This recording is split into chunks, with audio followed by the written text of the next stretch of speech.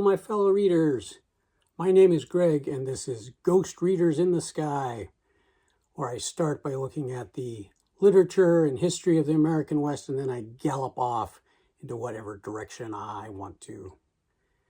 And today, the direction we're galloping into the world of dragons. Elaine at Cobalt Dragon has put together a dragon book tag. And I'm going to do the tag today, and I'm going to see what Elaine thinks about my take on dragon questions, dragonology, dragonization, dragonosity. Can't come up with any other good words. I'm not sure I came up with any good words. Anyway, here we go.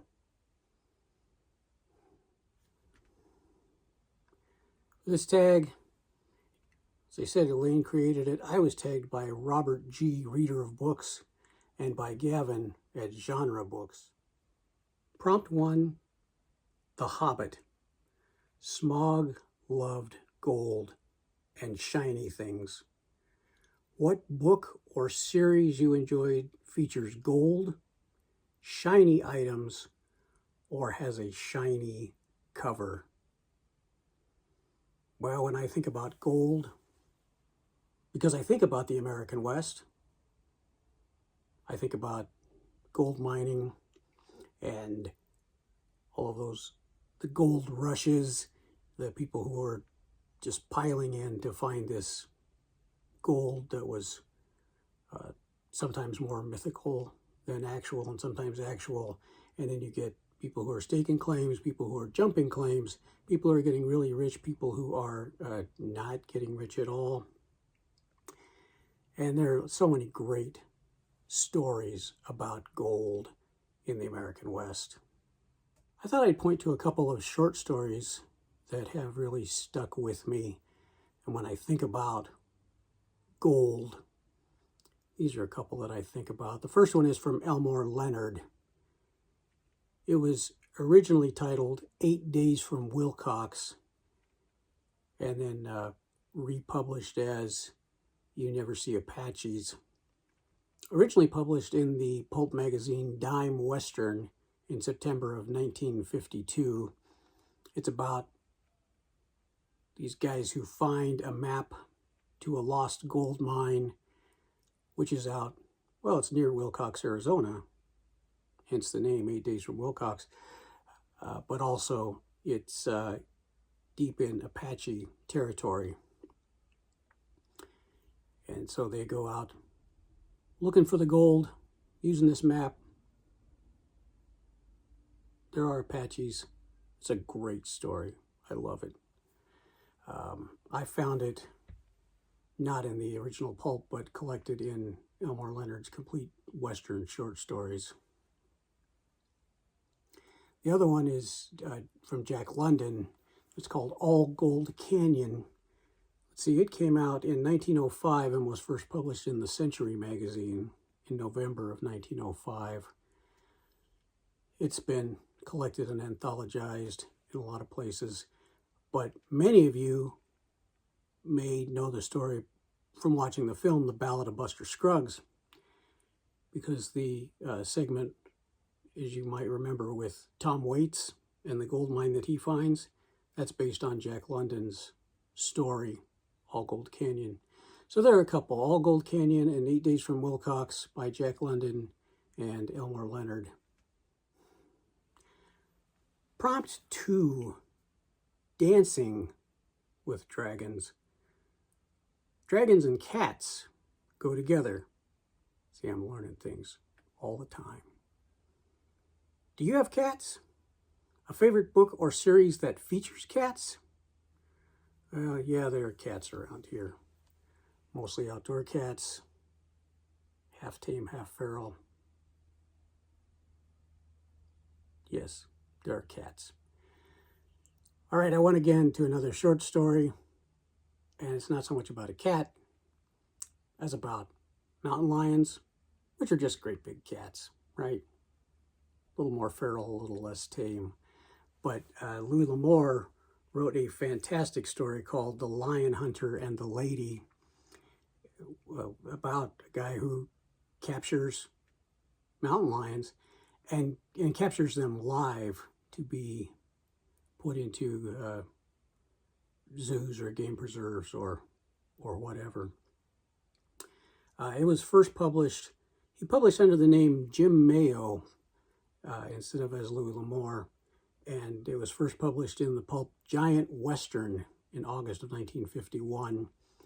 I found it in the collection West of the Tularosa, but it's also in the various volumes of collected short stories. I think it's in volume 7, the Frontier Stories, but it's been anthologized quite a bit. So cats, yeah. How about a story about a great big cat and somebody who hunts them and captures them live? Yeah.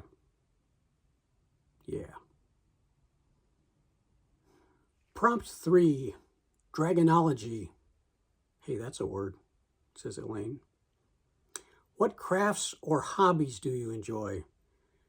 And do you have books about crafts and hobbies? So my main hobby is the tin whistle. I do love playing the tin whistle. I have a lot of fun with it. I have a chance to play with some local musicians now and again, and it's just been a fun instrument. It's fun to play alone. It's fun to play in a group, and for me, it's been fairly easy to pick up. Tin whistles, or sometimes called penny whistles, they are no longer made of tin and they no longer cost a penny, but they have been around for a long time. So do I have any books? I have one. There's a lot of glare on this. It's very shiny, but it is the tin whistle method. But it has, it has all the how-to stuff. It has, here's how you hold a tin whistle. It has all the fingerings, and then just a bunch of tunes and ideas for ornamentation. And it was a nice introduction. I got this when I got my first whistle. And after that, I haven't really used books. What I find is that with music, I do a lot better learning by ear. So I listen to a lot of recordings. I play along with recordings. I play songs with other people. And I find that way of learning tunes makes a lot more sense to me. And I did put together, just for this video, a dragon song on the tin whistle.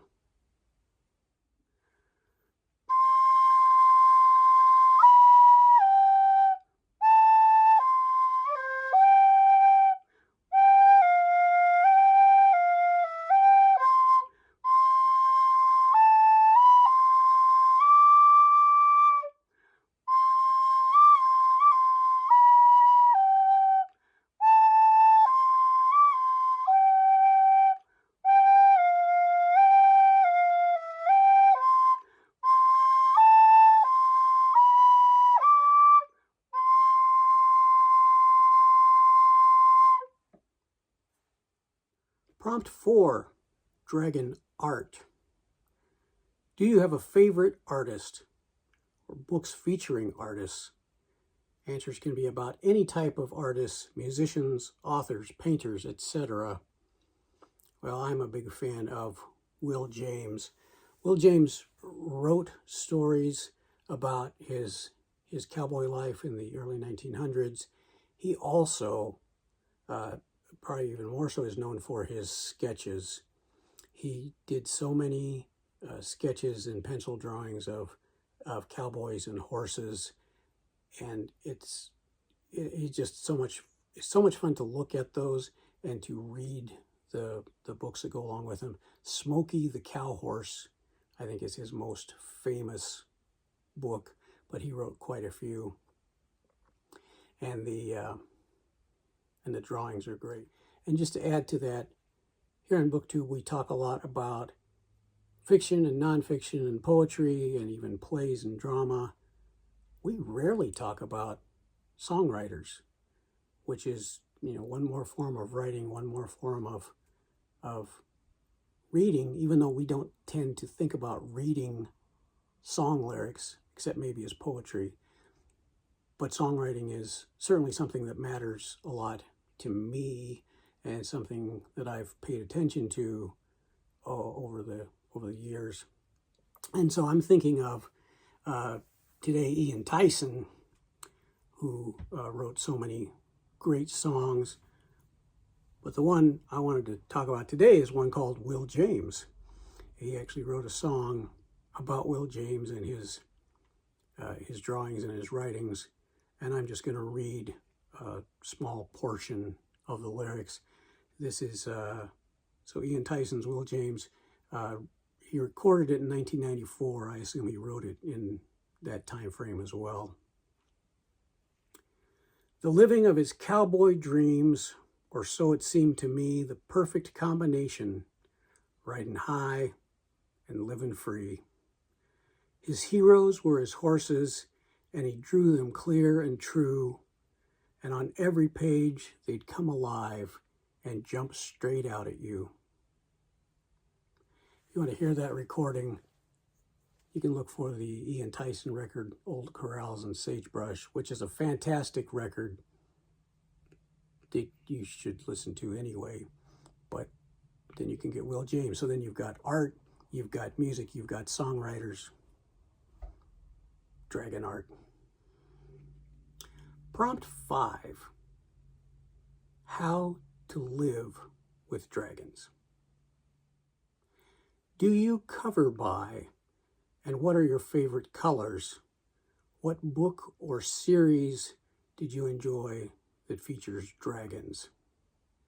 Second part of that's a little tougher for me because I really have never read a lot of fantasy. So I haven't read a lot of books with dragons in them. But cover buys and colors, I can talk about that. I always say green is my favorite color. I always say that because it is. And I wanted to show off a Zane Grey book. Here in America, it's very common, at least in the hardback editions of Zane Grey books, to see these Walter Black editions. And so they all have this kind of red, white, and or kind of a cream, red, cream, and blue color. They're always like this. And you see these lined up in pretty much any used bookstore. You can find these. My grandfather owned a whole lot of these. I have quite a few mixed in on my shelves. And they were reprints that were done in the 40s and 50s, mass-produced, not really high quality, and lots of, the volume was huge. So they aren't really collectible, but it's a good way to have the book, and in maybe a better format than the paperbacks off the spinner racks. But every once in a while you see a really nice Zane Grey book with a good cover. You can find the original, the first editions that Harper put out. Those tend to be really expensive. But Grosset and Dunlap, if I understand it right, they took the plates from Harper and they reprinted, they got the license and reprinted these. Some of the Grosset and Dunlap actually say first edition, even though they aren't. They came shortly after. But they do come with nice dust jackets, and I found quite a few that I really like. As I said, my favorite color is green. So I found this copy of Zane Grey's Desert of Wheat.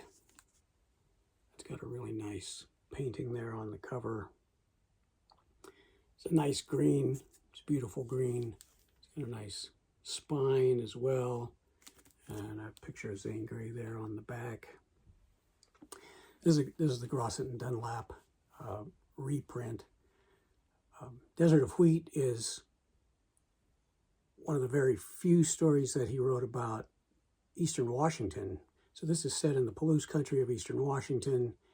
And yeah, I lived up there for a while, and there's a lot of wheat up there. When I was up there in the 90s, the main crop rotation was spring wheat, winter wheat, barley. Occasionally you'd get some peas or lentils. Occasionally you'd get some canola mixed in, but the bulk of that was just spring wheat, winter wheat, barley. And it would just be thousands of acres that you could just see Desert of Wheat. So this is a book that has some meaning to me just because I lived in that part of the country for quite some time. There are no dragons. Prompt 6, Star Magic. Do you have a favorite constellation? A favorite astronomy book? I don't know a lot about constellations. You know, I know Orion and I know the Big Dipper. Those are easy to spot. And those are the ones I can point out. I don't know if I have a favorite, although Orion is just pretty cool when it's a clear winter night and you can see that belt. I like that. But a book that I really enjoyed looking through, even though I may not have retained a lot of the information, was written by H.A. Rey, the guy who created Curious George. And in 1952, he put out a book called The Stars, A New Way to See Them, that had a lot about constellations. Really fun book, well presented. And, you know, it's the Curious George guy, even though George isn't there, nor is the man in the big yellow hat. But a really nice rendition of constellations, written for a younger audience, and I like it. Prompt 7, Chinese Horoscope. Book about astrology or astronomy, books or series that feature the movement of stars and planets. Well, I'm stretching this one, but what I think about, especially as I'm thinking about constellations and I'm thinking about the movement of stars and planets, and I always think about navigation. And we're going to go to another songwriter, Red Steagall, who wrote a great song called The Wagon Tongue. And he recorded this, I think, in 1993. And I'm just going to read a little bit of it. But it's about how they used the North Star for navigation, especially in places where it was hard to find other landmarks. On the Llano Estacado, all you see is endless plain. You dread the sound of thunder. There's no shelter from the rain. Now the Cusi did a strange thing when the evening meal was done. He'd wait until the stars come out, then move the wagon tongue. He said there ain't no landmarks on these wide and rolling plains. There ain't no trees or mountains. So each day it looks the same. But you'll never lose direction, and you'll know just where you are if you always point the wagon tongue toward the old North Star. That's all the prompts, except for the final one, which is, of course, tag others. And remember to tag Elaine, Cobalt Dragon, so she can come and watch your answers, as is my usual. This is something you want to do. Consider yourself tagged. I'll see if I can find some people who haven't done this. I know quite a few of people in my circle have already done this tag. So we'll see what I can find. I'll tag some people below, and I'll definitely tag Elaine. Thanks so much for watching this with me. I've enjoyed putting this tag together. I hope you enjoyed it too. Till next time, my name's Greg. This is Ghost Readers in the Sky.